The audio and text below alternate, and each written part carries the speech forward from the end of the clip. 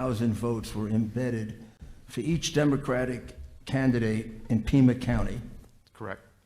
That is the allegation of this email. The allegation by the gentleman who hasn't given us an affidavit. Correct. That they were distributed based on the voter turnout carefully so they wouldn't look suspicious. That's correct. And that's essentially what the Dominion, Smartmatic, that's essentially their modus operandi, right? That's their They don't just put TTP. in 10,000 votes, they put it in carefully so it's hard to detect. They move the algorithms around to different precincts until they get the aggregate number that they want and need, and then they shift the algorithms to other precincts. Did the Democratic candidates who got the benefit of those 35,000 false votes include Biden and Harris? According to this email, it was all local and federal races. So if that were true, then the result of the election is totally opposite the one that they're so anxious to certify. Correct? Yes, sir. Now, and again, this You would need email the was sent to every Arizona legislature that I'm now we don't know if the gentleman is telling the truth or not, correct. but would it be possible if you had the machines in Pima County to be able to see if there's evidence of this? In order to do that, there would have to be a full forensic audit from the USB that drives the voting to the PCM CIA cards to the tabulators to the routers. Well, I'm just to the asking, servers. could it be done if you had Yes. the will to Yes, do sir. it? Yes, sir. If you wanted to find out if the vote in Pima County were honest or not, wouldn't you do it? Yes, sir.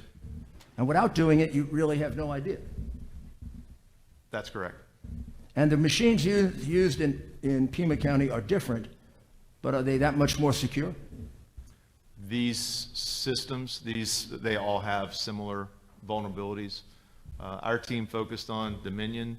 Our partner team focused on ES&S, and they're very similar as far as vulnerabilities. Now, did he say anything that suggests the same thing happened in Maricopa County? This gentleman appeared to be an IT specialist in Pima County. So he only wrote allegedly to what he observed. And do we have any knowledge that anyone from the state of Arizona attempted to look for him? I believe the legislators, some of the legislators did try to locate this gentleman. Anybody from law enforcement? Not that I'm aware of. But again, I'm not law enforcement, so I'm not sure. But even if you can't find him, you could determine the validity of this, or maybe determine the validity of this by doing a forensic audit. Correct. There's an available scientific tool that would tell you, I mean, did Biden get 35,000 phony votes? That's correct. And it's not being utilized, as far as you know, by the state of Arizona.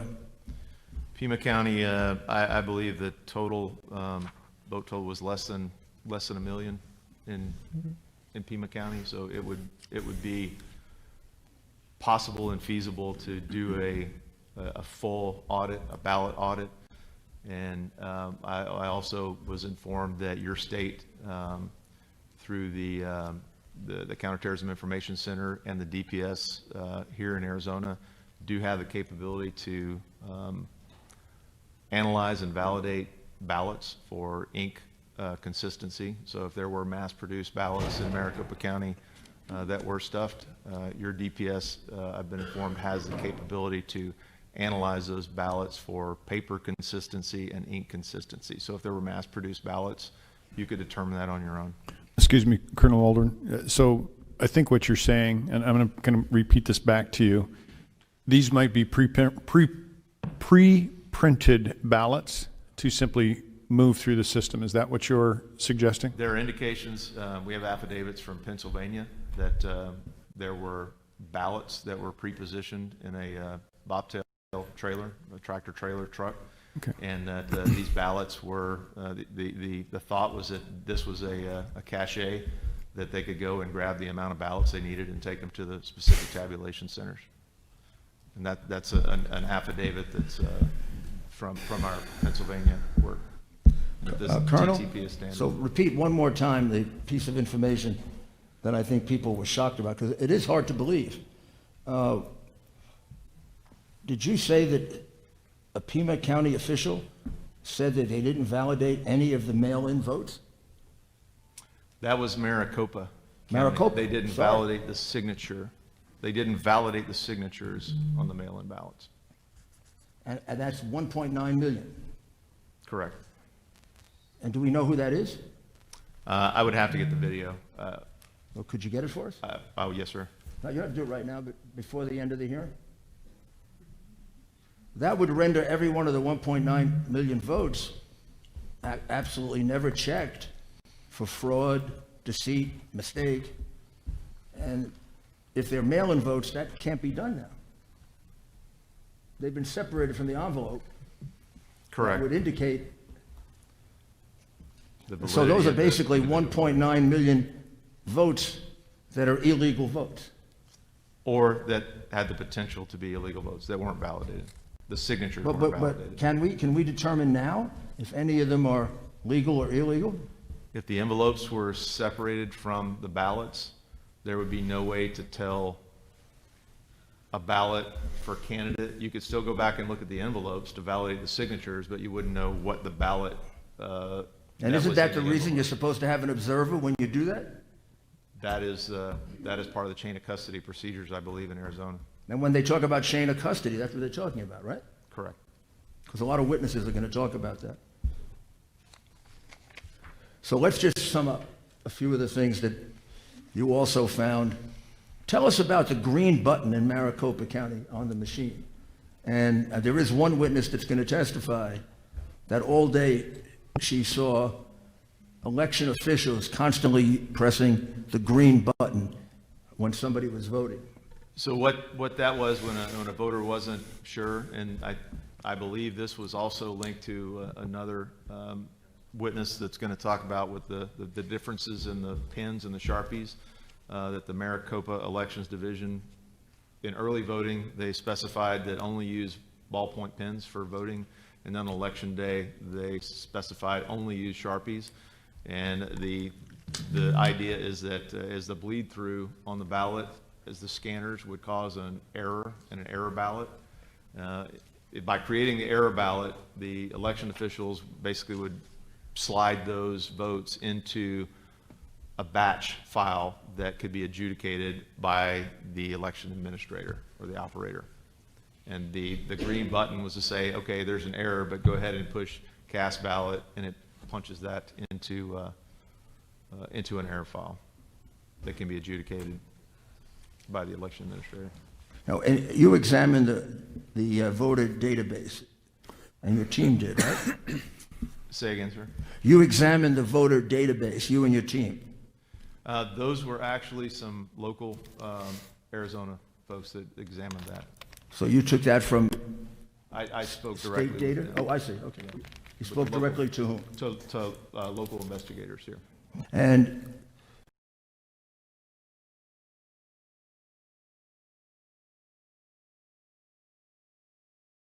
you have here voter database discrepancies. 6,000 voters, at least, entered into database with no sex and default date of birth, and they're non-existent in LexisNexis. Correct, and I believe there'll be a witness to discuss that later this morning. So unless those can be discovered, those votes would have to be eliminated. Correct, and it was explained to me that the way that happens is that you can register online for a driver's license. At the same time, you can register for voter registration. But the driver's license doesn't require the same information as the voter rolls, and so those kind of go into a queue that the Secretary of State would approve for the voter rolls over time.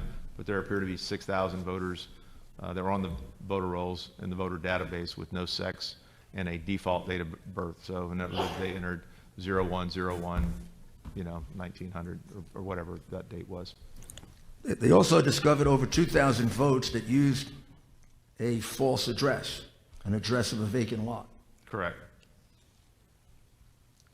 You already told us about the 1,915, 487 mail-in votes that were not verified with regard to signature in Pima County, in Maricopa County. America, correct.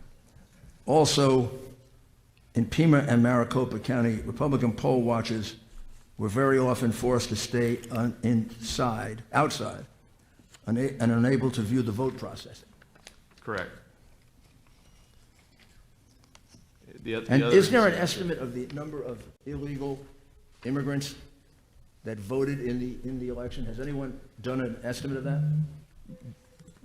The American Immigration Council suggests that there are about 300,000 ineligible voters, and then one of the local newspaper reported that there were another 312,000, I believe, non-incarcerated felons and other ineligible voters. Has any attempt been made to investigate that, to determine if they can locate a sufficient number of illegal immigrants voting illegally that would have a bearing on the outcome of the election?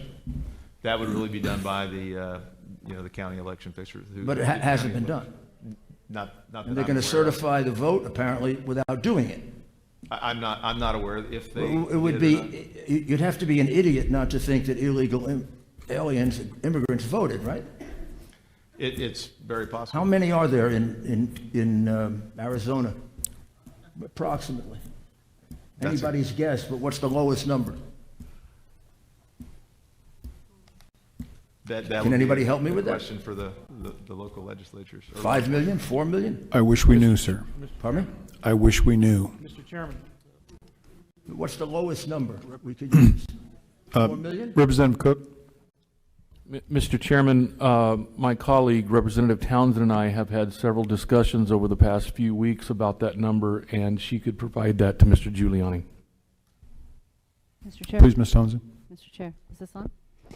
Thank you. And Mr. Giuliani, Mayor Giuliani, I can't tell you how many people are in this state that are potentially can vote illegally as an illegal alien, but I can tell you that there is a way for them to vote under the federal only voter program, meaning that someone here illegally or a fake name, anybody that can put together a voter registration card with a fake name, or if they're not eligible to vote and are not in the MVD system here in Arizona, when they register to vote, if they're not found in the MVD system, the DMV system, they're not there, then they're contacted to see, do you have a birth certificate? Do you have anything to prove your citizenship? When they don't answer, then their name is relegated to the federal only voter list, which there's 36,000 in the state of Arizona of people who can't prove their citizenship, can't prove they exist, other than when they show up to election day, all they have to do is show their bank statement, their title to their car, anything you can reproduce on your own computer with your fake name on there or whatever, and onto a bank statement, and you get a ballot, and you can vote for president and your congressperson and senator. So up to 36,000 plus people in Arizona could potentially vote, and I do have the numbers of who has voted in Maricopa County is 4,100 of the true federal only, and another 4,000 that are supposedly out of state. So those alone haven't been researched deeply enough to know, does that name even exist as a person? And are they here, is that someone here who's here illegally or not? So we don't know upwards of 8,000 people in Maricopa County alone who have cast a ballot who weren't able to. Well, I mean, that's pretty astonishing. So I will say, and I may be wrong, but let's say there were 5 million illegal aliens in Arizona.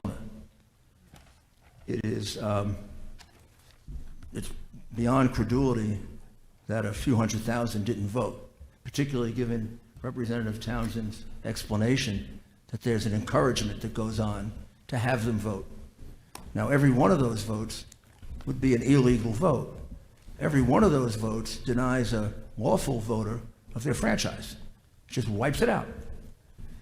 Has there been any attempt to try and investigate that after the election, even on a sample basis, like going to a district where there are a large number of possible illegal aliens and go back and check the names and see, were there 5,000, were there 10,000, were there Mr. Chair. 20,000? Has there been even an attempt to do that? Mr. Chair. None that I'm aware of. Well, I mean, Members? that's totally, Yeah. Can I speak to that, Mayor? yes, please. Yes, please. So we put in, 2 years ago, we put in an elections integrity unit in the Attorney General's office, and I've been on the phone with them, asking them what are they going to be doing, how can they look into this, and they told us that they don't have the authority to go out and look for crime. They have to have it presented to them, so they can't go out and do an audit, they can't go out and actively research this. I also was told the same thing by the Board of Supervisors, that they cannot perform an audit above and beyond what's already been done that's in statute. So all we're really left with that I'm aware of is having, and as much as I appreciate this forum today, and I'm very grateful for you, we need an actual committee hearing. Like, I'm the chair of the Elections Committee. If we were to hold an actual committee hearing, we would have subpoena power to go and look at the machines, to look at these things, and inspect them, and get down to it. So we can do an audit. We just need to conduct a committee hearing to give us that subpoena power to be able to do so. Mr. Giuliani? So when this vote is certified, if that's not done, there is no question in any reasonable person's mind that the vote totals contain large numbers of illegal votes from people who are not citizens of the United States. The question is, how many? And the officials certifying have made no effort to find out the truth, which seems to me gives the state legislature a perfect reason to take over the conduct of this election, because it's being conducted irresponsibly and unfairly.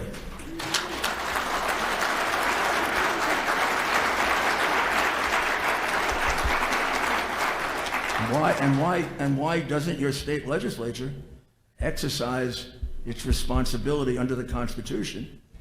What's wrong with it? Mr. Giuliani, that is the essential question that we are here to ask. Good. So now, anything else? Colonel, you did a great job. He's available for any more questions. If you are done, All day. if you are done, Mr. Giuliani, we do have a number of questions from the panel members for you, sir. Good. Yes, sir. All right. The first thing I'd like to ask is, you spoke on system capability, and I know that much has been made of the excoriation of the state of Texas on the Dominion equipment, software, and all that. Can you provide just a very short comment on why they said, not only are we not recommending this, we're prohibiting the use of this equipment in our state? In a nutshell, vulnerabilities that were issued, not addressed, and not fixed. There were too many system vulnerabilities. Okay. And you also referenced a comment about DHS. And I'm struggling with, why did DHS say security for this election was the best it had ever been? Do you have any insight into that? In my experience in life, there's generally two factors for individual. I mean, it's either competence or commitment. So they were either incompetent or not committed to learning the truth at the senior leader level, not Okay. at the operator level. And does DHS know about the information that you've shared with us or that you're sharing with us in the process of this? Have you shared that with them specifically? And much more. So beyond what you're saying here, you've gone into much greater depth. Yeah, we have relationships with our local, DHS personnel in Texas, in both the intelligence divisions and CISA. When I started working on this project in August, I called them up, said, you guys have got to come out and look at it. They did. They spent an initial 3 hours going through this data. At the end of that, one of them said, I think I need to go outside and throw up. Okay, besides that, Did they do anything about it? They had multiple follow-ups. They drove up to our Dallas counterpart team, received over 600 gigabytes of data that had been accumulated over time. Our team provided them over 200 gigabytes of confirmatory data, and they analyzed that. After they analyzed, there was a scan, a passive scan done. They conducted a limited scan and determined that there were vulnerabilities. They held numerous meetings with their folks, the CISA cyber side, and the INA, which is the Intelligence Assessment Division. And I'm sorry, CISA, could you let the folks who are watching know what CISA is? CISA is the agency in DHS that's responsible for cyber and infrastructure. Okay. Members, any other questions? Representative Biasucci. Thank you, One note that might be important, members of the elections division of CISA, I was told would never attend the meetings or the briefings that were conducted internal to DHS on the material that we had presented. And I'm sorry, who is that did not participate? The election security division inside of DHS. Okay, thank you. Representative Biasucci. Thank you, Mr. Chairman, and thank you, Colonel. I just wanted to make sure I have this correct. So when we're talking about, it was Mr. Krebs? Is that correct? Correct. Okay. He stated the most secure election in history. He stated we're not connected to the internet. He stated no votes leave this country. This is all things he's stated publicly. So are It's all you, on the CISA website, correct? right. So are you willing to say under oath that you have seen the connection to the internet? You have seen it go offshore to Germany, Frankfurt. Are these things that you have personally seen and can say that is not true? Our white hat hackers, yes, they have that traffic in the packets. So why would he make that kind of comment, do you think? Either not knowing, believing the myth, or not wanting the truth to be known. Thank you. Senator Borelli. Yes, thank you, Mr. Chairman. Good morning, Colonel. I've got a couple questions on the Board of Supervisors. During one of their hearings, had said that the text for this equipment, that's, by the way, the county doesn't own this equipment. It's leased by Dominion and Smartmatic. But is it irregular? Is it SOP for the tech reps to be there during the election process? Yeah, that's been something we observed in Michigan and Pennsylvania, whether they're full-time Dominion employees or contractors. There are Dominion employees that are there to run the equipment. Because at the Board of Supervisors hearing they'd actually made comments that they actually provided them an office space in the county for them to handle this stuff. My question is, a couple weeks ago they did a test to show that how the system was secure. So they did it before and mid and then after tests, so everybody could see that the Board of Supervisors and the county elections that see this cannot. So what you're hearing is false. Obviously, or is it during that test? Can they find the anomalies in there during that basically what I always call a dog and pony show? Would that show up in one of these tests? In a forensics examination? No, just see, come here and look at this is how we certify the machines, calibrate the machine, whatever, zero it out, this and that. Obviously, these anomalies would not be showing up during that moment, correct? Correct, and it's our understanding that Dominion had a software update, at least in a couple states. I'm not sure about Maricopa County, but like the day before the election. Representative Bartow, any questions? I did have one question. Thank you, Colonel. Excellent information. You described web traffic increase during the election as opposed to, how do you measure the increase? Are you talking just in on the Dominion server Yes. network. Yes. They just look at volume of data that's moving through the pipes. And I'm not our hacker team they're the experts. I just kind of the big picture know how to dance it, but they do measure volume traffic. Matter of fact, on the Frankfurt server on election day, there was a German cybersecurity professor that was noting that the increase in traffic was, and he related it back to COVID and said, we haven't even hit our indoors winter season yet, and we've hit the highest traffic. And he specifically noted that one of the reasons was the American elections. Was it an exponential increase? I don't think it's been exponential, but I think it went from 7 point something terabytes a second to 10 terabytes. So it went to a lot of, a pretty big increase, not an exponential though. Okay, to my unqualified mind, I don't know exactly what that means, but it sounds big. The volume jumped up pretty significantly on November 3rd and 4th to Great. that particular server in the pipes. Thank you. Yes, ma'am. So, Colonel Waldron, so essentially about 33, 34, 35% increase? I would have to go back and look at the numbers, but. I mean, from 7 to 10? Ballpark. Yeah, that's big. I can't remember the Yeah, exact number. all right, very good. Senator Gowan, you have any questions? Yeah, thank you, Mr. Chair. Colonel, you talking about the SGO system, and that was, you said Hugo Chavez, he was partial owner in that. Now, that's the beginning of Dominion? SGO was a separate company, but Dominion acquired Sequoia Systems that was spun off of SGO. And they also acquired Premier, which was spun off of Diebold, but they all have the common core, or the common code really goes back to SGO.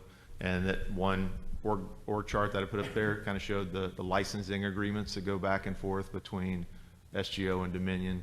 So it's the licensing for the software and the code. So it still stems from the SGO system? That's correct. So, and then you're stating Dominion owns the data.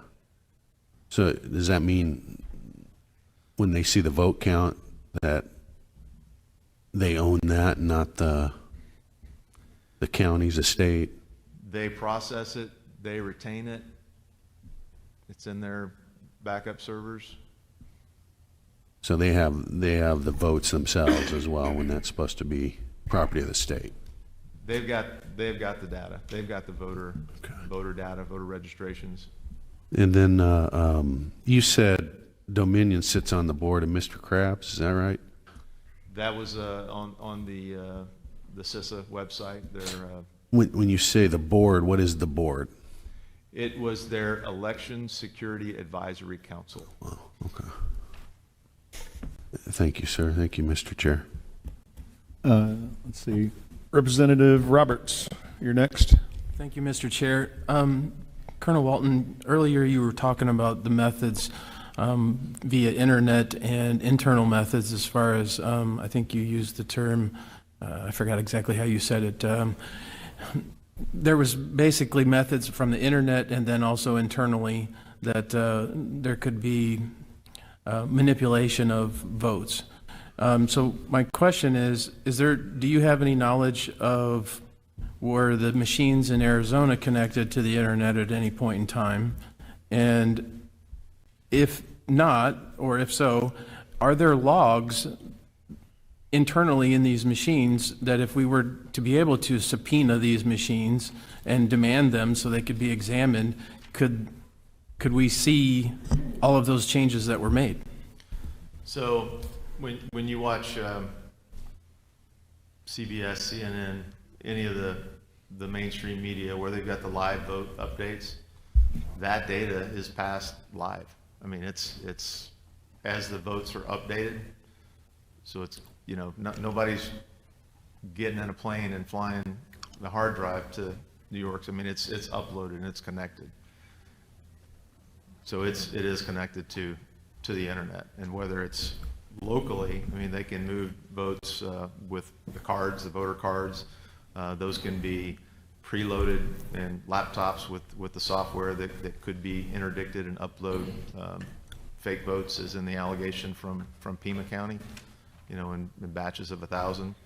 They can scan blank ballots, and then the administrator can allocate that batch of blank ballots to one candidate or another, either in 100% or any percentages that they allocate in the, you know, according to the user's manual.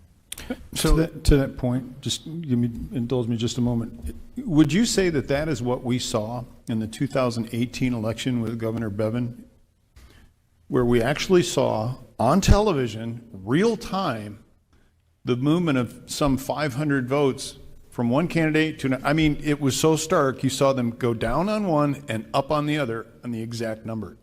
Would that be a manifestation of what you're talking about? So the working hypothesis from our counterparts on that, because they've worked at and watched it, and they actually went to Kentucky to assist the team there, was that was a server level interdiction. So they went up to the server, downloaded a CSV file, changed the votes, and re-uploaded it. All right, thank you. Representative Roberts. So just to kind of tack on to what we were just discussing, it's my understanding, because there was an article here in Arizona from the Arizona Daily Independent, there was a quote-unquote whistleblower that was talking about issues that they had observed. And so one of the things they were talking about was that the data from the machines was being moved via the hard drive. So what you just described as far as the real-time data being uploaded and all that stuff, just for the layman, that same type of manipulation, whether you plug in an Ethernet cable or what have you, or you're doing it on a user interface, that same type of malfeasance could be accomplished in that method as well. And I think in looking at these systems, we identified, you know, almost a dozen ways that you could inject or interdict to manipulate votes. On that note, you said earlier that pretty much all of these machines have vulnerabilities. So is there any system out there that you're aware of that is worth exploring, or do we just need to go back to the paper ballot? There is MIT developed a system with some capital infusion. It's a system called Votes, V-O-A-T-Z, and it's a blockchain type system. Again, it's when I first became aware of this, I went and talked to some friends of mine who were bank presidents, and I said, okay, why can't we apply banking principles? Because if you want anything done right, you go talk to the money people. That's who protects their stuff. And he said, oh yeah, and it's an app. You can do it as an app with tie it in with Real ID and a blockchain type solution, or you know, the next generation solution. But there are systems, and I believe the votes system is deployed right now. I believe and I know West Virginia is one that I remember reading on their website. Thank you. Sir, Senator Allen, any questions? Yes, thank you, Mr. Please Chairman. proceed. Thank you, Mr. Chairman, appreciate it. Thank you here today. I'd like to go back to the Board of Supervisors letter where they talk about certifying the Maricopa County election. And they have 5 points that they make for the reason why they call this a reliable election. And my concern is, of course, over the Dominion tabulation equipment. They said it was vetted by a bipartisan equipment certification advisory committee before the contract was finalized. And as required by law, the committee tested the functionality and accuracy of tabulation equipment before it was used in any Arizona election. Well, after listening to your testimony, that does not give me any confidence, because the machines, of course, can perform very accurately. It's after the fact, after the election starts, after the ballot is starting to be put into the machine, that these problems start arising. So is that accurate to say that this should not give us confidence about this being a reliable election? Ma'am, anything that is software based can be manipulated and changed with a click of a button, or, you know, you got 2 USB drives, plug one in, and you get one algorithm, you pull it out, you plug another one in, you get a different algorithm. And we also believe on the connectedness, these can be pushed down from the top and shifted down. So think of it like a casino or a state lotto. You're, whoever owns the eye in the sky, you can control the margins. And that's really, I think, what we're looking at. Well, certainly from your testimony, I can see that. And I have one more question, if I could, Mr. Chairman. I believe Senator Borelli has it to that point. If you, All right, go ahead. I yield. all right, please proceed. Well, I was going to switch down to the 1% early ballots that they did, and I had a question about that. So, Sonny, if you have something to what I said before, go ahead. Okay, thank you, Mr. Chair. Colonel, so basically what you're saying, for example, since the techs are already there on site during the process, so if a machine jams up and naturally they call the tech over there to go fix the unjam, they could literally, without anybody noticing, because they're the techie people, they could stick a thumb drive in there and upload, change the numbers, manipulate, whatever. There was an affidavit in Pennsylvania from, I think it was last week. A gentleman supervisor had a Ziploc bags full of USB drives, and they noted that he was inserting the USB drives into the machines at a much higher rate than would be necessary or that they had seen in the past. So, yes, you know, it's very, Okay. very. So now I have it to that point. Forgive me, but what I think you're saying is that they have just created an electronic footprint, either in the data download that you're seeing real time, that you'd be seeing some kind of a spike, or is there something that's captured on the machine that itself, like a memory card that is resident on the machine, not that is actually talking to the hard drive? The machines, for the most part, the voting machines are just run by, you know, removable software and data cards, the cards that actually hold the votes. The backup servers is really where the true story would reside, as far as the uploads, downloads, the change, the error warnings for the mismatch errors. So would you be able to show with specificity a machine in Maricopa County going all the way across the pond, inserting data into a server? Or would it be an aggregate of all the machines that were in Maricopa County, for example? Is it by individual tabulator, or is it by the server here that collects? Can you help me understand that piece? Let me, I'll put up That probably goes back to your headache graph, I'm thinking. yeah, a schematic that source shows that.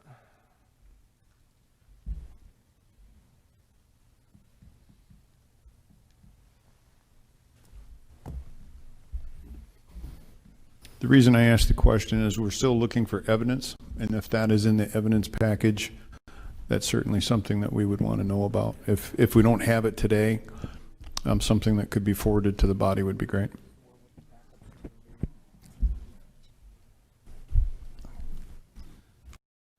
Let me see if I can make this bigger.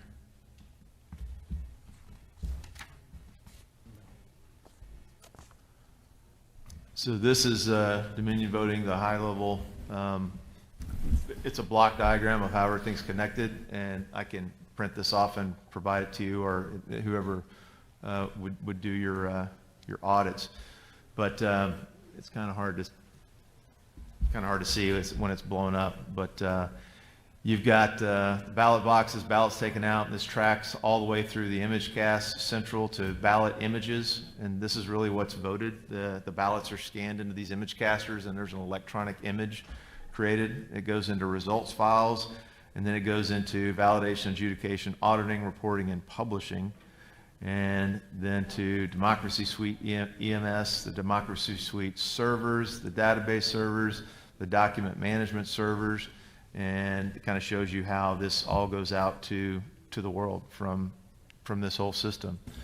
Election data, this is kind of the top feed to all these servers, but this is really, it's a network. I mean, it's a computer company. It's all networked. It has to be. So let me reframe the question. We probably would not be able to identify any specific tabulation machine showing up on the server because it's all aggregated. Yeah, it's these tabulation machines go through this process, but the results files. So if you work it backwards from the server, you would be able to go back to a ballot image, an electronic ballot image. All right, thank you. Senator Allen, you had Yes. another question? Thank you, Mr. Chairman. The other thing in this letter by the Board of Supervisors was they commented, again, of what made this a reliable election, that the election day ballots from 2% of vote centers and 1% of early ballots is required by Arizona law, and it yielded a 100% match to the results produced by the tabulation equipment. So that should give us, and all the counties do this. They do this hand count, this little audit of a small percent of the votes to see how it matches up to the machine. So could you explain how we shouldn't have confidence in that particular, how can they make that match up to the machine then when they just arbitrarily pick out 1%? If there's vote dumps that are happening and things that are happening throughout the process. I would just say it's something we learned a long time ago, garbage in, garbage out. If you've got 1.9 million votes that the signatures aren't verified, and they're just reading bubbled in, ballot cards, then yes, the ballot cards, when they run 1,000 ballot cards through, are going to come out with 1,000. So that small batch would represent what those particular ballots say, but that's why there's chain of custody requirements. That's why there's verification requirements at each step along the way. So if one of those steps is broken, then the validity of the whole process is in question. You just don't know. Right. Thank you. I think we're definitely, sir, in a new day when it comes to what is taking place across this country with voting, and we're going to have to probably really look at that. Thank you. Representative Townsend, you have any questions?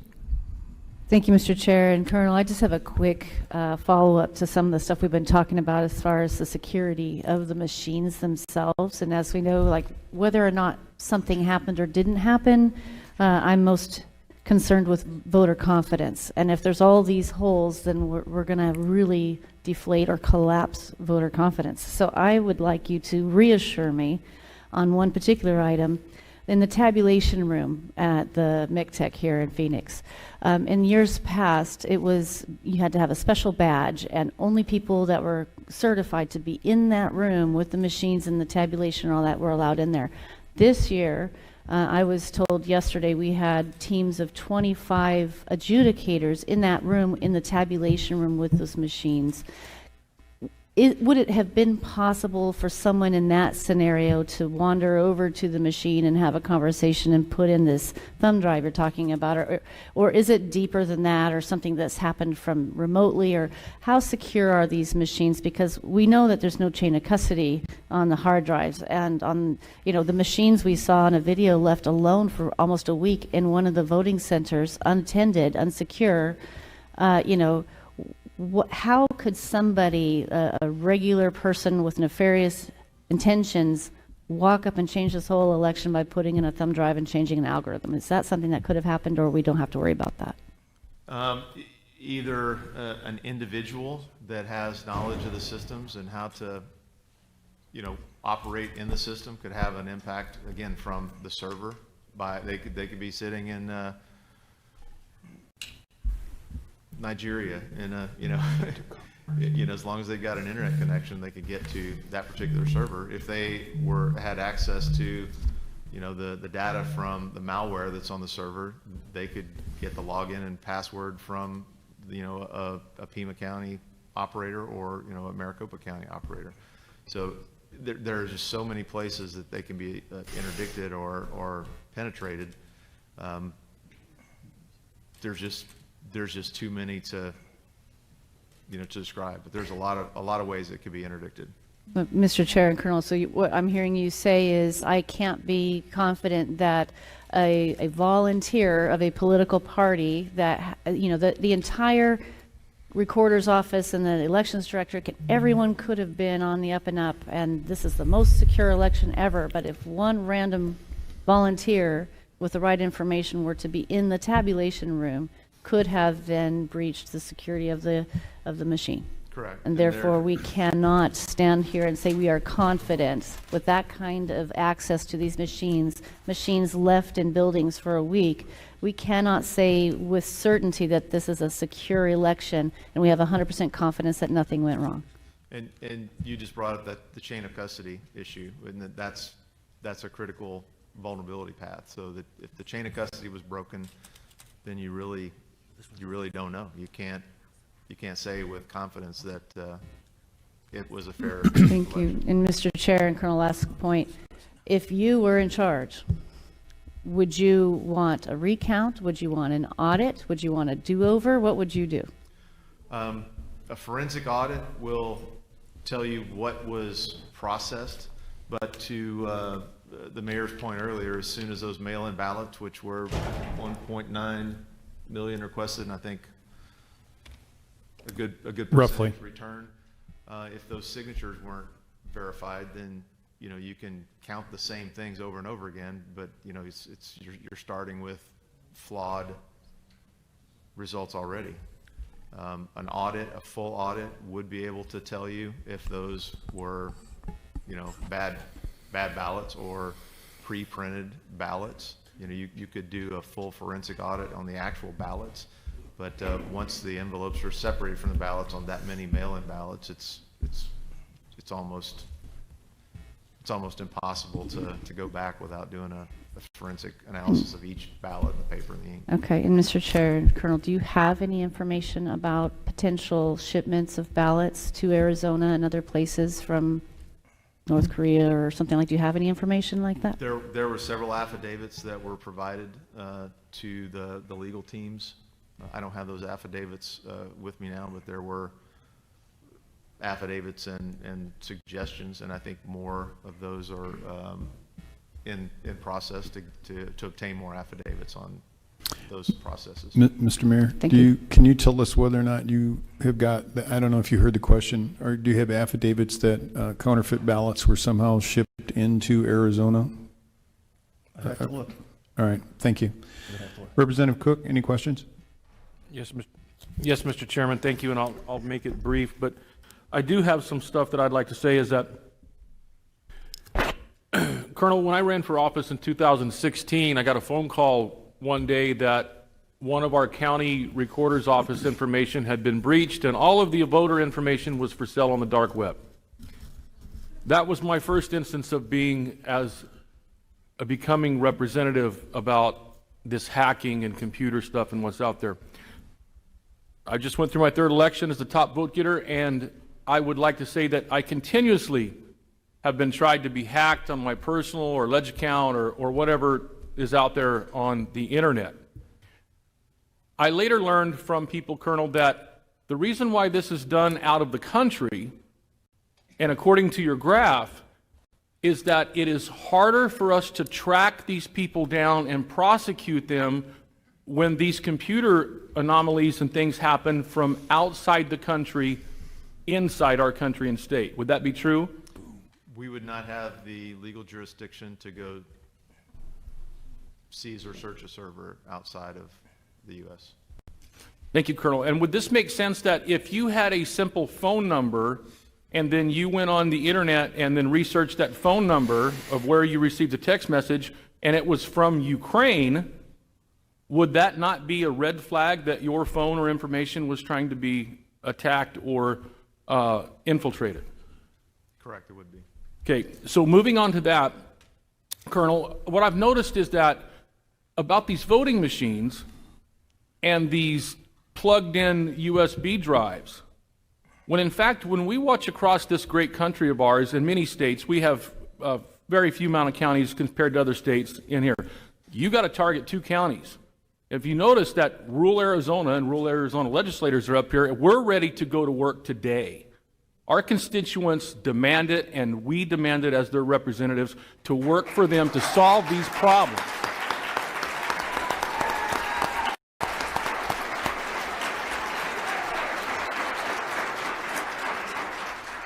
But what happens, Colonel, is that the same thing when we look at this country on a map and counties that vote for the President Trump versus counties that don't, it's the population and the masses. So I'm going to get to my point about Maricopa and Pima County. Okay, we all, in rural Arizona, we call it the great state of Maricopa because Maricopa County has more legislators at the legislature than rural Arizona does. If we add all of ours up, we still don't have the numbers to be an equal voice at the state legislature, but we have to work harder, which we can. So if we look at Maricopa and Pima County, if I was going to, now we're going to get down to vote centers, okay? Targeted vote centers, Colonel. I wouldn't have to have a USB drive or to infiltrate every voting machine in every vote center in Maricopa and Pima County, would I? Or would I just need to target those individual voting centers in those 2 massive counties in the state to do what you are saying, to take votes and shift them over in those numbers? Do you understand what I'm asking? I've seen analyses that boiled down national elections to zip codes, to just zip codes. Mr. Chairman, I get fired up when I get into this stuff because I read and hear everything that these people have said. It has happened to me. And I just thank you again for your information, confirmation. But when I go back to the 2016 hacking, what I see as a pattern, Colonel, is that there is a plan. There's a larger plan, and it's not a conspiracy theory, and I'm not nuts. But if I wanted to engage in a plan in 2016, Colonel, would I not start hacking and getting the VOTA databases and information of projecting of why do we have, what is the number, 2,000 or 1,200 voters, I believe, in Maricopa County registered that I believe have voted at a vacant lot? I mean, if I really wanted to go down the road, isn't that the way you would target it? Yeah, and again, it's you can interdict this in multiple levels and multiple methods, and I think that's what's happened.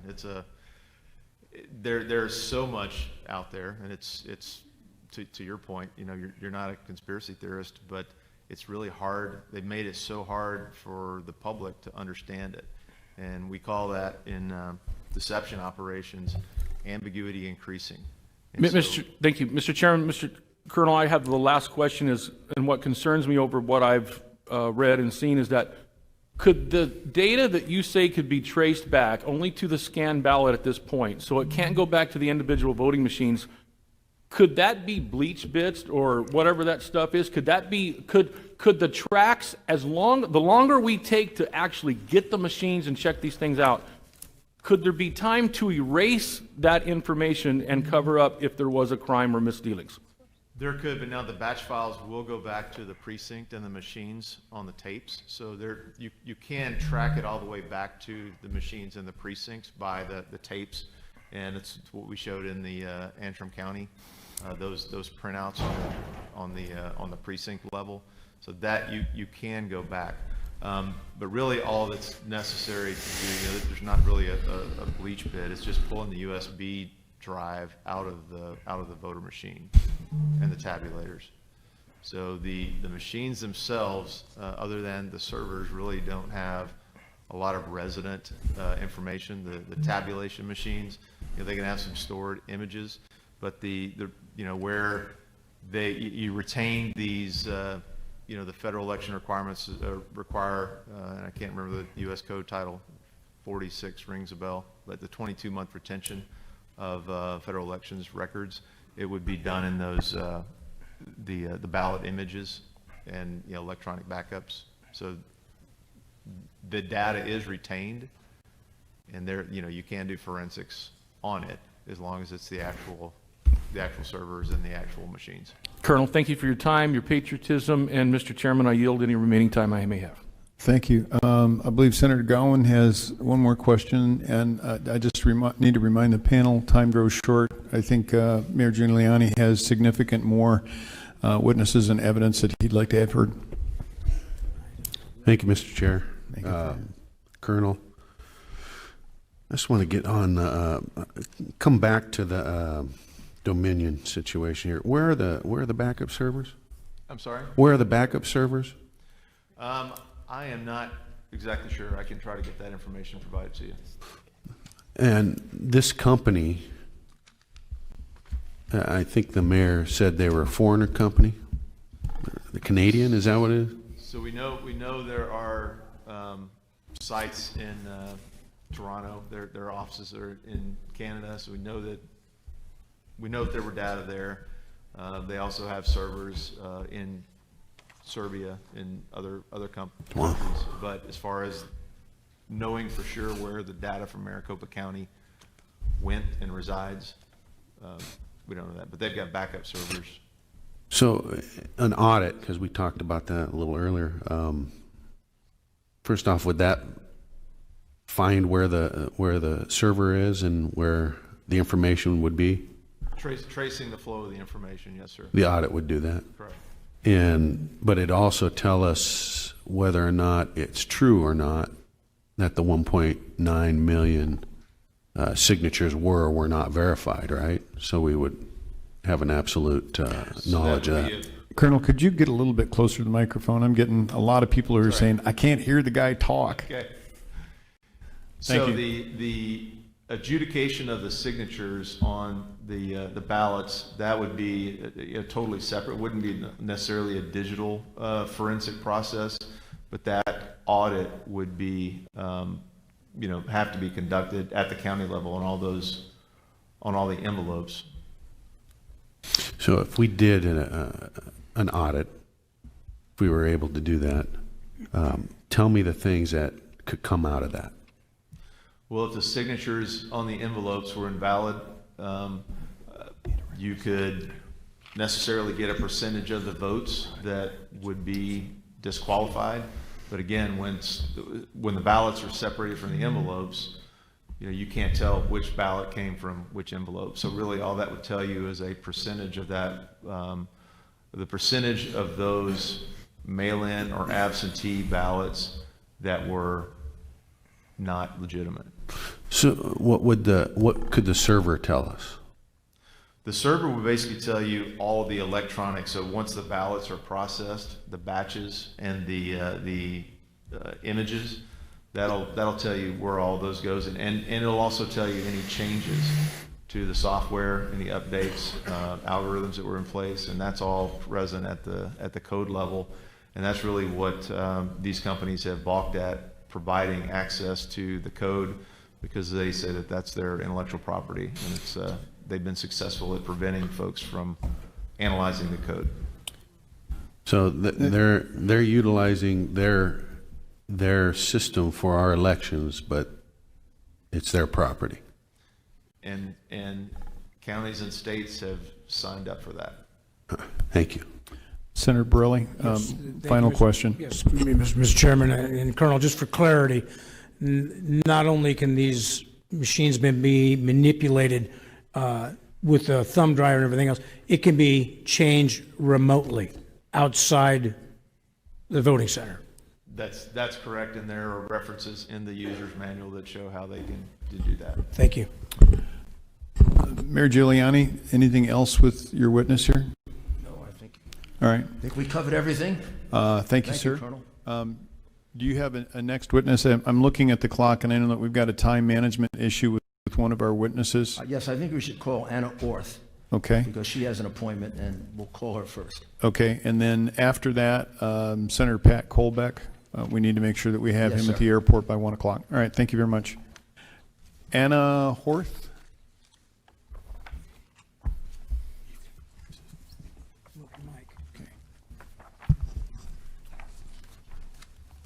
Okay. Just get him out here as they call him. Is Anna Orth here? Anna Horth. Anna Or Horth. TH? Anna Horth. All right, we'll check on her. And let's go then to, All right, Senator Pat Colbeck. Just so folks know that we've got folks in a separate room, just so that we can bring them out and have some kind of order here. Senator Colbeck.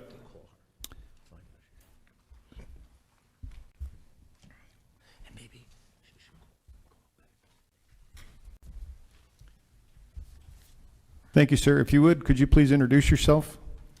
Yes, my name is former Michigan State Senator Patrick Colbeck. I appreciate the opportunity to speak with you, Mr. Chair, and esteemed panel members.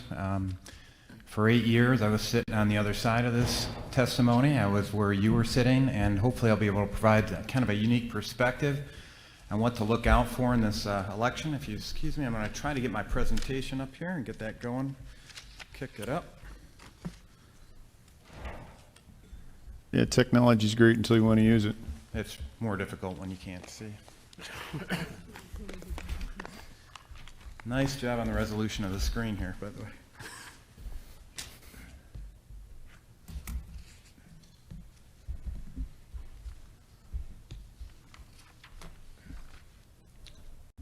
Okay. And just for background purposes, as we're looking for it to recognize my USB flash drive.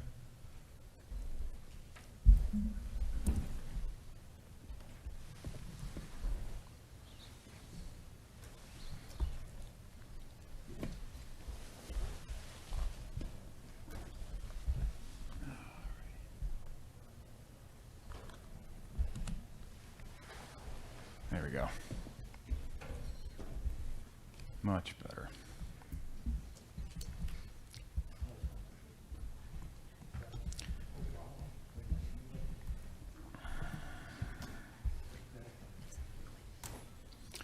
Et voila. Okay. Oh, we still don't have it on the screen yet. Ah, there we go. All right. And if you would, please put it in play mode so we can see it. All right, please proceed. All right, thank you very much. It was a perfect compliment, I think, to Colonel Waldron's testimony here because kind of got a unique experience regarding this whole election process. First of all, I am a former Michigan State Senator. I served on the Michigan Senate Elections and Government Reform Committee. I took those duties very seriously to the point of diagramming out all of our election processes, so I had a pretty good understanding of how elections were supposed to work from a book perspective.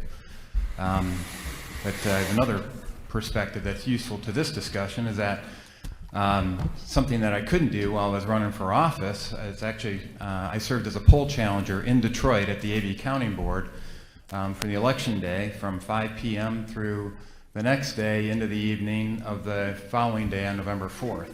So I was actually at the Detroit AV Counting Board, so you may have heard about all the things that happened there, all the cardboard up on the windows. Yes, I was there. I was one of the people blocked from returning back into the Detroit AV Counting Board, so I could resume my duties as poll challenger. I was up training our next batch of poll challengers as to what they need to look out for and what we had been seeing. And coincidentally, by the way, that was when they were counting the military ballots, which, just so you guys know, that's when they duplicate the ballots, because the military ballots come in a format that's different from those that can be read by these tabulators. And if you don't have a Republican and a Democrat watching that, it's ripe for malfeasance, if you will, and that's exactly what happened. So along with that background, I'm actually a certified Microsoft small business specialist. In addition to being that, I actually did cabling design the International Space Station, so I have no problem working with technology, so it's kind of a unique background, and just so happened that I was right there on the Detroit AV Counting Board on the night of the election. So I'm going to focus in on just highlight 3 areas of the diagram that Colonel Waldron just showed you, because that's important for everybody to understand. For people on the ground, these are the key pieces of technology. He talked about ImageCast Central. That's the equipment that I witnessed out at the Detroit AV Counting Board. It features a high-speed scanner and a workstation associated with it. These were networked in turn with adjudicator machines, which anything that was rejected by the high-speed scanner would go over to this adjudicator machine.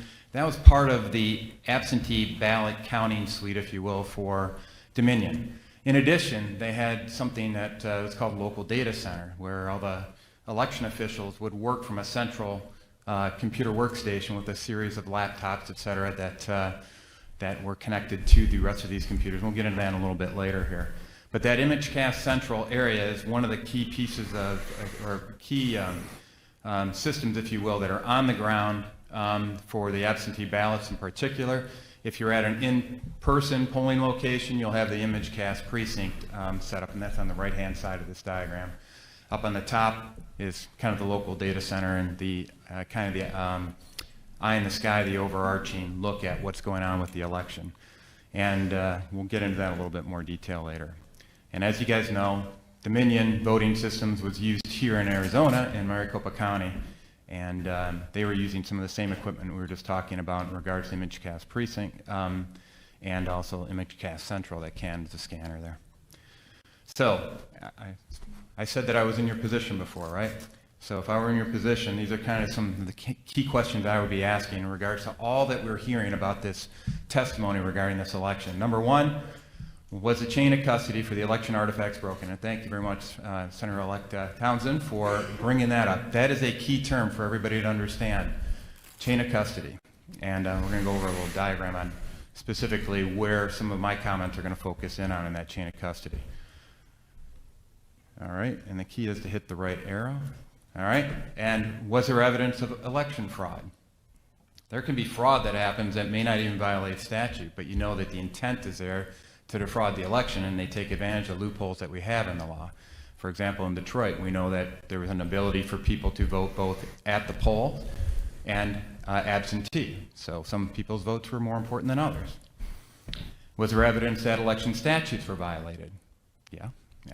In Michigan, we have evidence to suggest that's exactly what happened. Was there evidence of foreign agents with the ability to manipulate the election data and third parties getting access to that data? We believe that we've seen evidence of that as well. But the other thing we need to ask is, well, all right, what are we going to do about it if we see all this happening? And what options do you have as legislators? All right, so let's go to this chain of custody. And I could go into a lot more detail on this chain of custody, but I like to simplify it into just 4 key artifacts. Qualified voter file, i.e. who's registered to go off and vote in your state. Number 2, poll book. That's a precinct-specific extract of the data from your qualified voter file. The ballot itself, pretty important artifact, right? But then, in the spirit of the old Stalin quote, it's not he who votes that counts, it's the one who counts the vote that counts. You got to look at the ballot tabulator and how the votes are tallied. And that was my focus when I went to the Detroit AV Counting Board. I was one of those folks that was not specifically assigned to any particular counting station. I was looking at the big picture. And we'll go over what I found here in a sec. First of all, everybody hopefully has seen the idea that there's been a lot of voter anomalies. This is our first clue that something's happened. When you're on the ground, you can see all the things that are happening, you know, onesie twosie style. You say, hey, wait a minute, that envelope was backdated, or you can see that they adjudicated something in favor of the Democrat instead of the Republican or something like that. That's easy to go off and see, but it's very difficult to see the big picture. That comes out afterwards with experts like Colonel Waldron. And in this case, we first started seeing issues when people were talking about Benford's law being violated. That's actually used in criminal court cases to determine whether or not fraud existed. So that was the first indicator that some of the analyses we've seen flagged that. That's not proof. I mean, it's getting it's telling you that it's you've got something off here that you got to investigate. Then we've seen linear regression analyses that there's a lot of noise in, but it seemed to indicate a pattern of vote distribution that indicated some data manipulation. Then, most recently, we have actually seen folks who believe that they've identified specifically what the algorithm that was used to switch some of the data. So, some other things that were kind of odd, and you don't see while you're necessarily on the ground, but in retrospect, you'll be able to get access to it. This is actually documented as part of the affidavit that was submitted in a lawsuit that's put in Michigan by Sidney Powell and in other states. And you guys have voted quite a bit. You guys are, most of you have already served in office, right? Do you remember any of your votes being tabulated with a decimal point on the back of them? I don't remember any. My 8 years serving in the Michigan Senate, any times where I actually had a decimal point after a vote tally. So that would suggest that a partial person was voting? Well, sometimes, there are people that tried to make you feel like a partial person when you serve, but no, that wasn't the case here. And so you guys have probably all heard about what I call the little switch, the Antrim County. We've heard testimony on that already today and some of the things that could possibly happen. Getting into the possible technical reasons for that is maybe you have an internal ballot barcode switch on it where they have one barcode style or ballot style that's flagged, and then when they associate a specific scan of a vote, they flip it over to a different barcode style that may have the voters or the candidates flipped in it. Something else is something called a ranked choice voting algorithm. It's one of the modules inside of the Dominion suite. And this is where you might see evidence of, this is the only place that I know of at least that can start putting in fractions into your vote. Because if you meet a certain vote threshold, it'll go off and switch that, it'll prioritize the votes for the second choice, if you will, and give them 10% of the first choice of whoever, or 10% or whatever number you specify. It'll actually get into the point of allocating percentages of votes to one of the candidates. Another thing is data manipulation via remote access. And another thing to look at as you guys investigate what happened here or didn't happen inside Arizona is take a look at your public accuracy tests. And there are people that, this is usually in Michigan at least, it's specified what the standards are for that by the Secretary of State.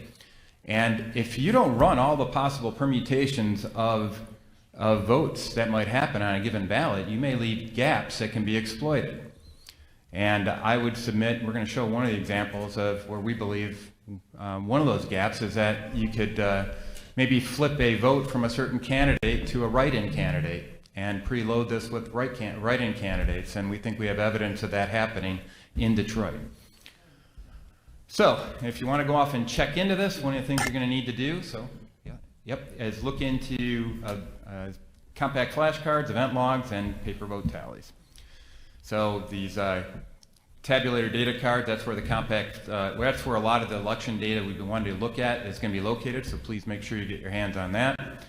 Then we talk about the big switch. I'm not going to get into any detail on this. Suffice it to say, in Michigan, our current vote deficit for President Trump is being projected as 154,188 votes. We got more than that we can tie back to potential fraud. So in the state of Michigan, I know a lot of people have written us off in this context, but I tell you, Michigan's in play because of what the level of fraud we've seen. So here's what our Detroit AV Counting Board looked like. And essentially it was set up, so there's 503 precincts in the city of Detroit.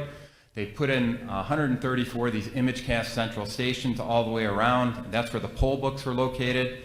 There are about 2 to 5 precincts per ImageCast central unit. We had 5 poll workers per station. Overall, I would submit there's probably less than 10 Republican workers at that whole night sitting at those, and by law, we're supposed to have a Republican and a Democrat adjudicating ballots. Here's what, I said that I was looking at the big picture when I got in there. I was looking at the big picture. First question I asked was, one of these chief election officials, his name was Chris Thomas, I said, who I worked with when I was serving in the Senate, I said, how are you going to protect the chain of custody around the tallies of the individual tabulators and your report outs to the county and all points beyond that? So we talked about the idea of this getting reported out to New York Times. You can see it on CNN and all that kind of stuff. Show me how that chain of custody is protected. And this election official, who was a state elections director in Michigan for 2 decades, said, I don't know. Now, this is kind of an important data point, don't you think? And I was badgering him the rest of the night. I said, you know what? He finally acquiesced and said, tell you what, I'll let you know. And then finally, the last statement he had on it, because I was pretty persistent, was saying, you know what, I'm not going to tell you till after tomorrow. And I go, well, you know what the primary duty of a poll challenger is? To make sure that the election process are executed effectively, efficiently, and accurately in a transparent manner. He did not allow that to be done. Now, I can see physical transfer of data. I can watch when somebody moves a flash drive from a tabulator to a central station, and I can go off and verify vote counts at that handoff. I can't get inside wires to go off and trace electrons through the Ethernet cables that I saw position, and that's the next point I want to highlight. And this is something important for you to understand here, is how these were connected. A lot of these election officials will swear up and down that none of these machines were connected to the internet. And that's based on propaganda being pushed by companies like Dominion Voting Systems. They will say that they have an air gap. They will say that they have firewalls in place. They have encryption in place. And I hope to demonstrate here that that doesn't mean a heck of a lot. Any hacker worth their salt knows that if one computer is connected to the internet, they're all connected to the internet, firewall or not. And so here's a diagram that I put together based on, this is literally midnight the next night before I forgot everything. I wanted to make sure I document everything that was there. I went through and physically traced all the cables from all the tabulators and adjudicators to the local data center at the top. So it's that local data center that we have election officials that did confirm that that was connected to the internet, but they said none of the tabulators or anything else were connected to the internet. I can show physical connection between those tabulator machines via Ethernet cables, 2 routers or managed switch. It's tough to tell from 12 feet away. But it's a router type of device connected to all the other devices on this network. And as Colonel Waldron pointed out, it's designed to work as a network. And so all these tabulators were connected to one another, all the adjudicators were connected to one another, the local data center that they acknowledged was connected to the internet were connected to these tabulators and adjudicators. So, so if that wasn't enough, we went around to all the different computers and observed in the bottom right-hand corner of all the computers. I can't do this because it defaults into a certain slide presentation mode, but if you have laptops that are window enabled and you're connected to the internet, you roll over that and you got a Windows 10 device, roll your mouse cursor over in that bottom right-hand corner and you'll see a LAN internet connection icon. And you roll over it, it's going to pop up and say connected to the internet. They wouldn't do that test for me to go off and demonstrate that. Yeah. So guys, it's serious stuff, and I also wanted to highlight, I took a snapshot of what the Wi-Fi connections were at that point in time, and one of them is called AV_Connect. I wonder what that was connecting. Part of their spec that they have in the contract with the state of Michigan that are supposed to be connected via Ethernet cables, and they even have cellular-based modems that they can plug into a lot of these items to transfer the data over the internet. They've got a Dominion Tech support manual that says connect it to the Ethernet.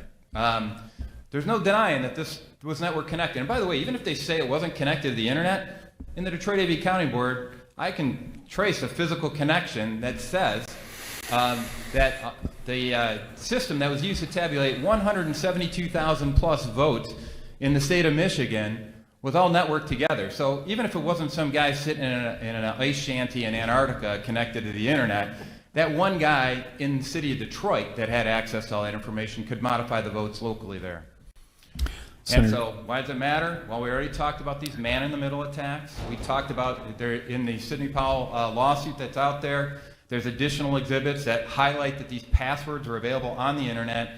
And when you have a man-in-the-middle attack, you think you're getting the right data, you think you're talking to the right person, but you ain't. You're talking to an in-between guy.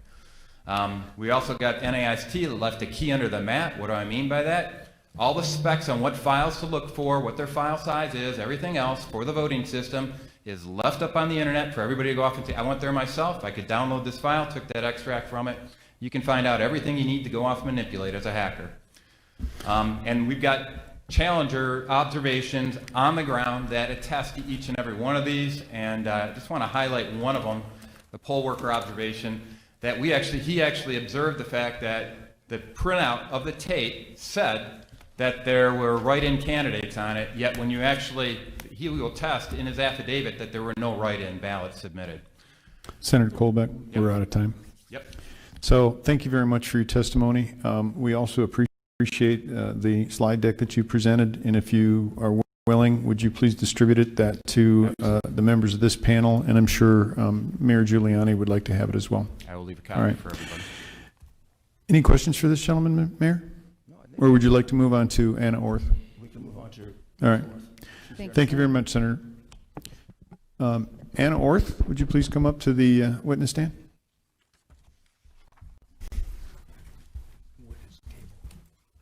I guess it's a table, not a stand. I was just corrected. The witness sit.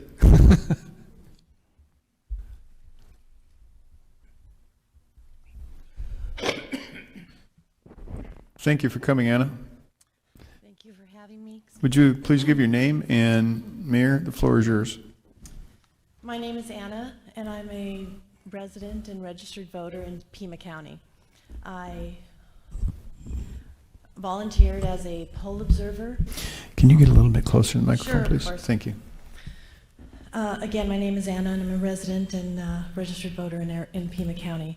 I volunteered as a poll observer on October 16th, and then I signed up to work as a poll worker on November 3rd in a neighboring precinct. Would you like me to just give you an overview? Is that? Yes, please do. good? Okay. Well, I wrote in because I was aware of some irregularities that happened while I was a poll observer and some different activity that I just felt uncomfortable with on election day. So I'll go ahead and start with what happened on the day that I was an observer. I was certified prior to that to be able to watch the two people that would be correcting the problematic ballots, which I guess are called, they were duplicates.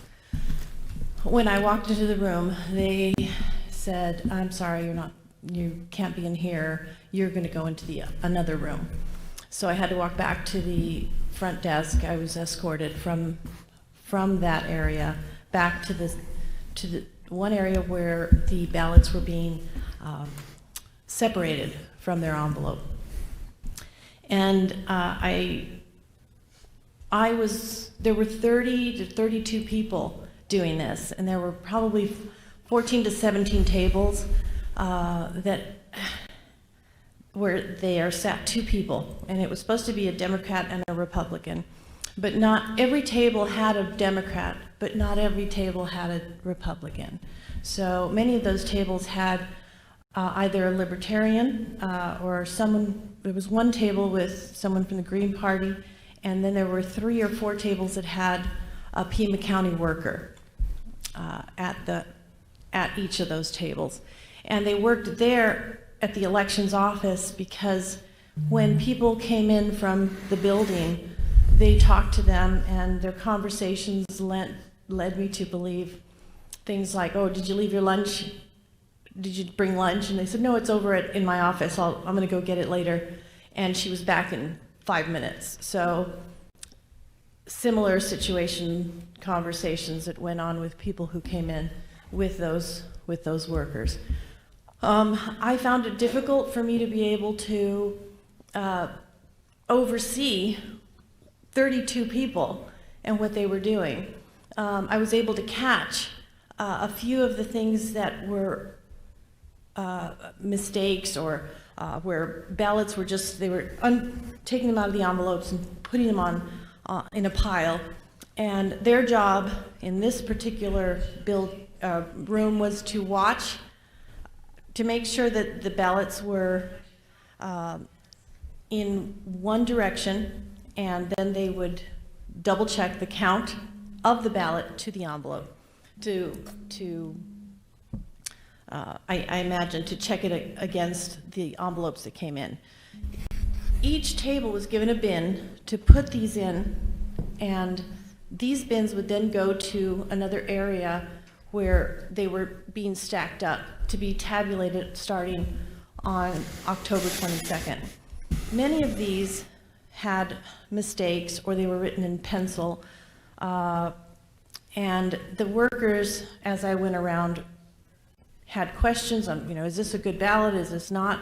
I was told by the gentleman that ushered me out of the place where I was supposed to be and said, "You aren't supposed to talk to anyone. You do not communicate with them. If you have an issue or you see an issue, you need to go to the supervisor," which is at the front of the table, front of the room. So as I saw things, as I went around to each table, I would go to the supervisor and I let her know, they don't know what to do with this ballot. It's a pencil or blah, blah, blah.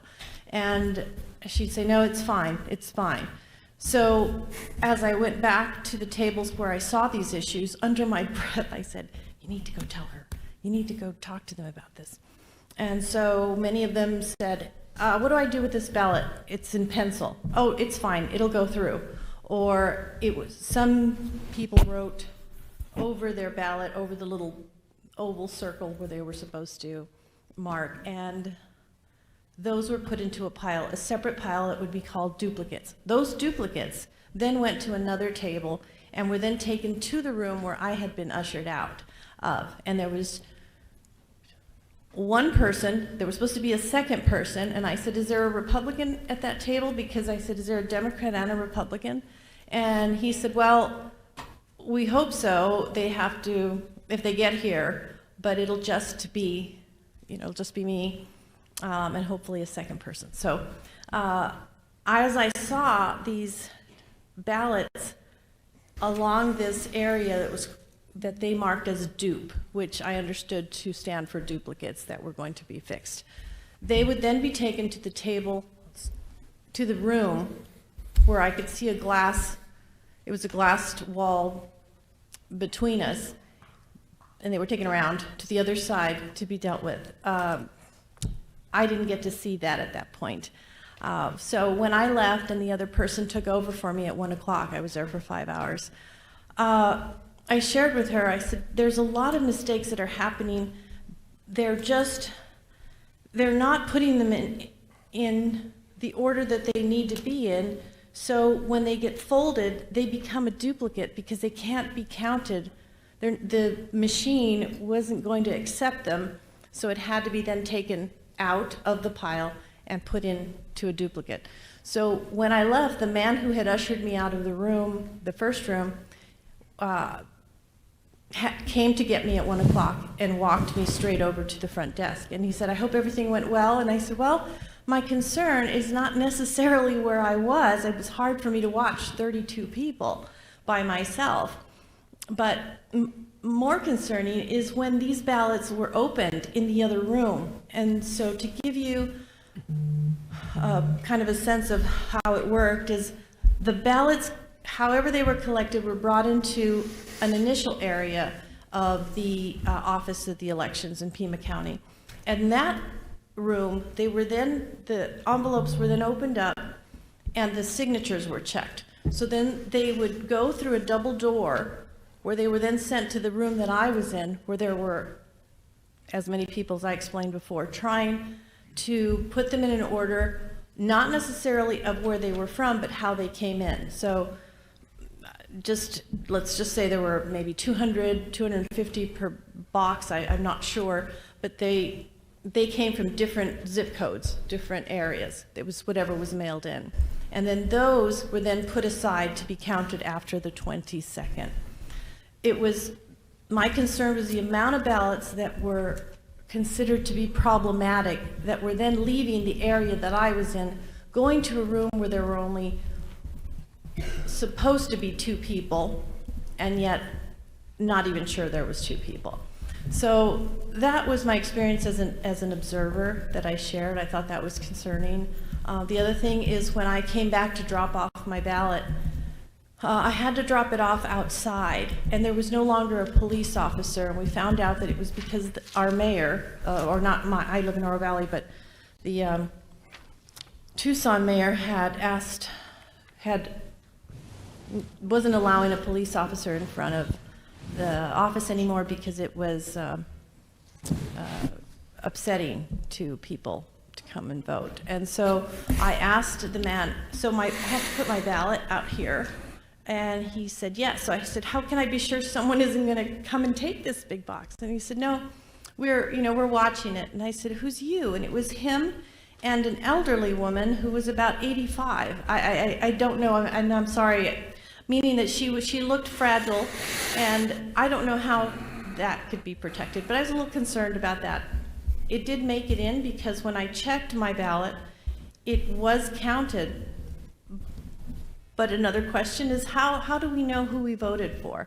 That's a separate issue, but my point is that I don't know if my ballot actually has the people that I voted for. And as I said, that's something separate from what I experienced there as an observer. As a poll worker, I was assigned to be a provisional ballot clerk, and that was on election day.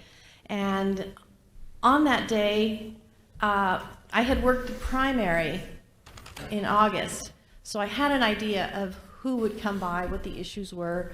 But this time, we had so many more people who needed a provisional ballot than we had been allotted to have in this one precinct. So that was concerning. But the people that came to me I had so many people who said, I didn't ask for a mail-in ballot. My wife isn't listed as an early ballot person, but I am. And those are the kind of people that we had a lot of. But secondly, I had people who had just moved here from other states, and most of them were from 2 apartment complexes. It was concerning because as we counted them, we probably had over 40 people who were in one apartment complex with one address who had moved here from other states that I began to turn away. I'd say, I don't know, within the hour, we were so busy that I took a break and went outside, and a gentleman with a yellow shirt said, hi, I'm with the Democratic Party. I'm here from California, and I'm here at this precinct specifically. I came from a Phoenix in Maricopa County, a precinct there, and we're here to help turn Arizona blue. And I don't know if just looking at me, he decided that he felt safe saying that to me. Maybe he assumed that I would be okay with that. I was shocked, and I said, oh, so what? He said, oh, I said, so what is your plan? What are you doing? And he said, well, I have lawyers on call to contact immediately if they don't allow them to vote, people to vote. And I said, well, there was a cutoff date. And he said, nope, every vote should count. So that made me nervous, of course, because I didn't know the law specifically, and I didn't want to do something that would cause a problem. So I thought, and he said, oh, I've only had to turn away, just a couple people were turned away, and I was able to help one person go back in. Well, that was probably sent to me because I was the provisional ballot clerk. So, of course, that was somebody that I had to take care of.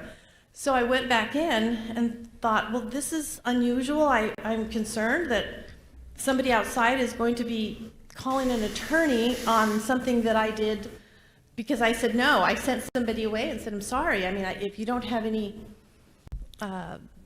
proof that you've lived here or proof of having registered, I can't give you a ballot. So I called the recorder's office and explained this, and she said, well, you have to let them, all votes will count, but it's on a case-by-case basis. So at that point then, I had to call in to the recorder's office at every single ballot, and you have to understand, we ran out of spaces. So, I mean, we were at like 200. I'm sure you can check on this to be sure, but we were over the amount of ballots we had. But every time I called the recorder's office, they would ask me for their name and their date of birth. And when they would look that up, the person on the phone would say, okay, well, you can go ahead and let them vote. And so I was trying to find a constant that I could go by so that we could speed up the process. I mean, is it if they've moved here and they have this, and if they've moved here at a certain date, what is it? And they would not give me any constant. They just said, you just have to call for every case is different. So my concern and why I wrote in was that I had 2 people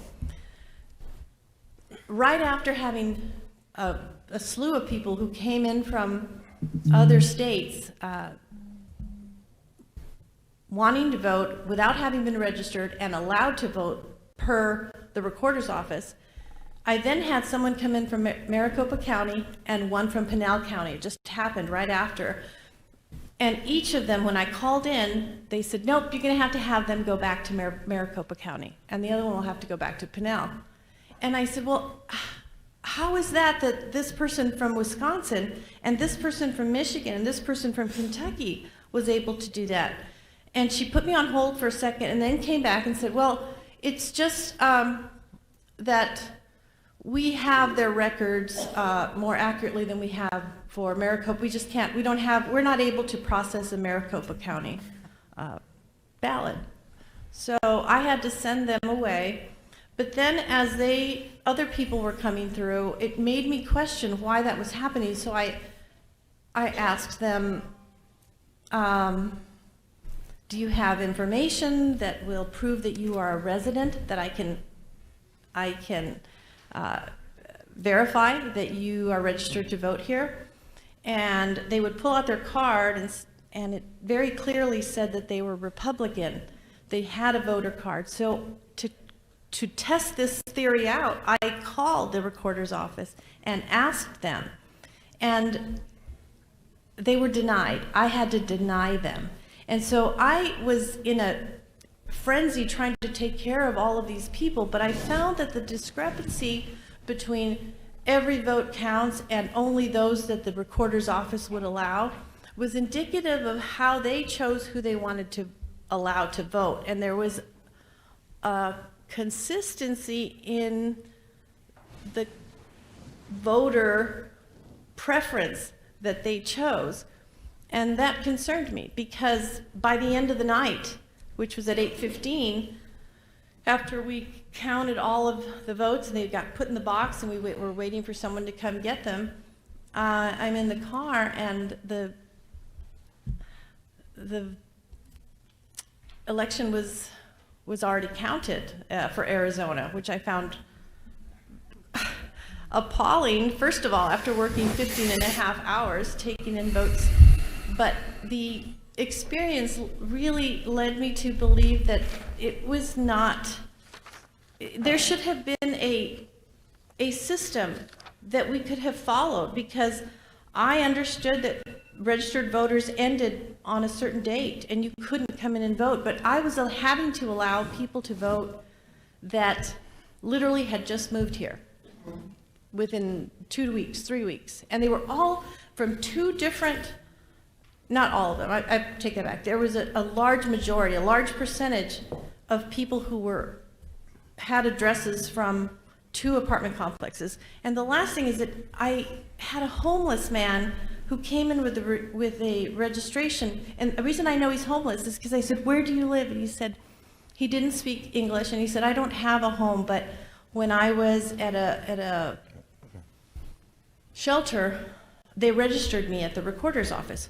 So when I called about it, and they said, well, he was probably registered to be in this precinct. And I said, but he doesn't live here. And they go, well, it's anybody who was registered downtown can vote. And so I found that to be odd. And last week, for work, I was on the other side of town, and I saw this gentleman on the south side of Tucson with his shopping cart. And I swung into the parking space and called him and just said, hi, can I talk to you? And when he saw me, he ran off, for who knows why. But my point is these are the kind of people that had apparently permission to vote in a precinct that was literally 25 miles away, because they had a voting card that was given to them from downtown, that it was a downtown precinct that allowed him to vote here. So my point is that if somebody from Pinal County and Maricopa County can't vote, how is it that in this precinct, how is it that a homeless man from another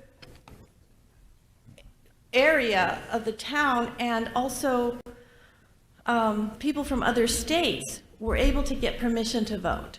And that was concerning to me, and that's why I'm here. Ms. Orr, thank you very much. Mr. Giuliani, do you have any questions specific to this witness? Sure. Please proceed. Couple of, try to. Just to give you a marker on time, it's 12:02. So you were there for 16 and a half hours, Ms. Orth? On election day? Yeah. Yes. Wow. And you were supposed to work with the ballots that were being examined? I was working with the voters, the ballots of voters who were not able to walk into the precinct to vote normally on a ballot. So some of them came to me saying, it says that I got an early ballot and I never got it. Others said, it doesn't even say that I'm on there. It says that I've already voted, or I'm not allowed to vote here. Those were the kind of, So these were ballots that had difficulties? yes.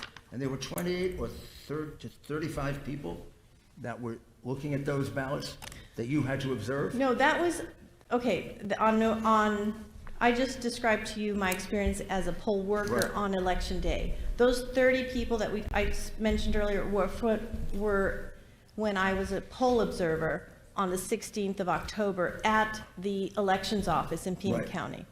And you were unable to see what they were doing?